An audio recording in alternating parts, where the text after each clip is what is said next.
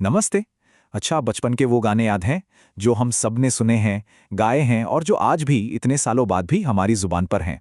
तो आज हम क्या करने वाले हैं? हम इन्हीं जाने पहचाने प्यारे से बालगीतों को ना एक बिल्कुल नए और मजेदार नजरिए से देखने वाले हैं।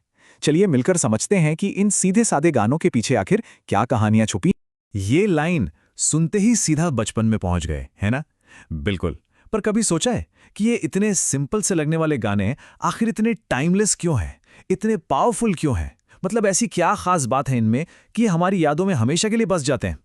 तो आज का हमारा सफर कुछ ऐसा रहेगा। हम पहले इन गानों का एक छोटा सा परिचय लेंगे। फिर हम 3 मशहूर गीतों की गहराई में उतरेंगे। सबसे पहले नानी तेरी मोरनी, जो असल में न्याय की एक कहानी है। उसके बाद आलू कचालू, एक दिन का छोटा सा रोमांच, और फिर बंदर मामा, जिसमें एक दावत की बड़ी सीख छिपी है। और आखिर में हम इन सब गीतों में छिपे सबक को एक साथ जोड़कर देखेंगे। तो चलिए सबसे पहले बात करते हैं नानी तेरी मोरनी की। सुनने में तो ये एक बहुत ही प्यारा मासूम सा गाना लगता है, पर जरा रुकिए। असल में ये किसी मिनी क्राइम थ्रिलर से कम नहीं है। हाँ, सच में। देखिए, इस गाने का आधार क्या है। ये एक बहुत ही सीधी साधी कहानी है। अपराध, फिर उसका पीछा, और आखिर में सजा। ये गाना बच्चों के लिए एक ऐसी दुनिया बनाता है जहां हर काम का एक नतीजा होता है। मतलब एक्शन का एक क्लियर रिएक्शन। शायद ये उनका सबसे पहला सबक होता है कि देखो, सही काम का नतीजा अच्छा होता है और गलत काम का बुरा। अगर इसकी कहानी को हम स्टेप बाय स्टेप देखें तो ये एक पूरी फिल्म की तरह है। पहला स्टेप, मोर की चोरी होती है। दूसरा स्टेप, चोर भागने की कोशिश करते हैं। तीसरा स्टेप, उनकी गिरफ्तारी होती है। और चौथा और सबसे जरूरी स्टेप, न्याय मिलता है। मतलब एक प्रॉपर कहानी जिसमें शुरुआत है, बीच में टेंशन है और आखिर में एक समाधान। और इस पूरी कहानी का क्लाइमैक्स वो इस एक लाइन में छिपा है। ये जो मोटे थानेदार है ना, वो यहां सिर्फ एक पुलिस वाले नहीं हैं, वो न्याय का, सिस्टम का प्रतीक है। एक ऐसी अथॉरिटी जो आकर सब कुछ ठीक कर देती है और बच्चों को यकीन दिलाती है कि अंत में सब सही हो जाएगा। चलिए, अब नानी तेरी मोरनी की दुनिया से बाहर निकलते हैं और चलते हैं एक बिल्कुल अलग तरह की कहानी की तरफ। आलू कचालू। इसका स्ट्रक्चर एकदम अलग है। ये किसी एक घटना पर नहीं, बल्कि बार बार दोहराई जाने वाली बातों और इमोशंस पर आधारित है। इस गाने का जो कोर लूप है, मतलब जो बात बार बार होती है, वो बहुत ही सुकून देने वाली है। देखिए होता क्या है, बाहरी दुनिया से कोई छोटी मोटी मुश्किल आती है और उसके तुरंत बाद परिवार से बेपनाह प्यार और दुलार मिलता है। ये एक साइकिल है जो बार बार चलती है।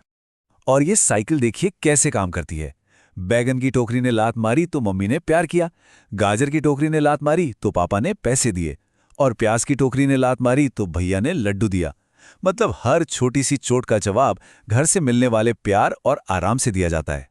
तो इसका मतलब क्या हुआ? एक तरफ है सब्जियों की लातें जो रोजमर्रा की छोटी मोटी परेशानियों को दिखाती हैं, और दूसरी तरफ है परिवार का प्यार जो एक सेफ जगह, एक सुरक्षित पनाहगाह का प्रतीक है। ये गाना बच्चों को यही सिखाता है कि बाहर चाहे कुछ भी हो, परिवार हमेशा एक महफूज जगह है। और अब आते हैं हमारी आखिरी कहानी पर, बंदर मामा। ये एक क्लासिक कॉशनरी टेल है। मतलब एक ऐसी कहानी जो हमें चेतावनी देती है। किस बारे में? बेसब्री और लालच के नतीजों के बारे में।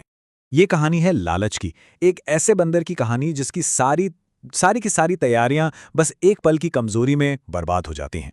वो कितने ठाठ से तैयार होकर निकलते हैं, पर अफसोस वो खुशी ज्यादा देर तक टिक नहीं पाती। इस पूरी शाम की कहानी को देखिए। पहले तो बंदर मामा तैयार होते हैं, पजामा, कुर्ता, टोपी, जूता सब कुछ पहनकर। फिर वो दावत में पहुंचते हैं, खुद पर बड़ा नाज करते हुए। लेकिन फिर आता है लालच का वो पल, एक नरम गरम रसगुल्ला, और नतीजा जीभ जल जाती है। और फिर क्या, पछतावे भरी वापसी। वो रोते हुए घर लौटते हैं और गुस्से में अपने सारे कपड़े फेंकते हैं। एकदम साफ कॉज एंड इफेक्ट है। और इस पूरी ट्रेजेडी का विलेन कौन है? सिर्फ एक गर्म रसगुल्ला। सोचिए, बस ये एक चीज जो इतनी लुभावनी लग रही थी, आखिर में इतनी दर्दनाक साबित हुई। इसी ने बंदर मामा का सारा मजा किरकिरा कर दिया। और उनका पछतावा कितना गहरा था, वो इस लाइन से साफ पता चलता है। फेंकी टोपी, फेंका जूता, रोए और पछताए। उनका गुस्सा और निराशा इतनी ज्यादा थी कि जिन कपड़ों पर उन्हें कुछ देर पहले इतना नाज हो रहा था, उन्होंने वही फेंक दिए। तो हमने 3 अलग अलग कहानियां देखी। अब सवाल ये है कि इन सब से हमें सीखने को क्या मिलता है? इन सब गीतों में छिपे सबक आखिर हैं क्या? चलिए इन सबको एक साथ रखकर देखते हैं। ये जो कविताएं हैं ना, ये सिर्फ मनोरंजन के लिए नहीं है, ये बच्चों के लिए एक तरह से मौलिक नैतिक ढांचे हैं। ये दुनिया कैसे काम करती है, इसका एक बच्चे से पहला परिचय है। ये गाने उन्हें बड़े बड़े आइडियाज से मिलवाते हैं, जैसे न्याय क्या है, परिवार का मतलब क्या है और खुद पर काबू रखना क्यों जरूरी है। तो जीवन के लिए मुख्य सीख क्या मिली? नानी तेरी मोरनी से पता चला कि न्याय निश्चित है, आलू का चालू ने सिखाया कि परिवार ही सुकून है, और बंदर मामा ने दिखाया कि बेसब्री का फल पछतावा होता है।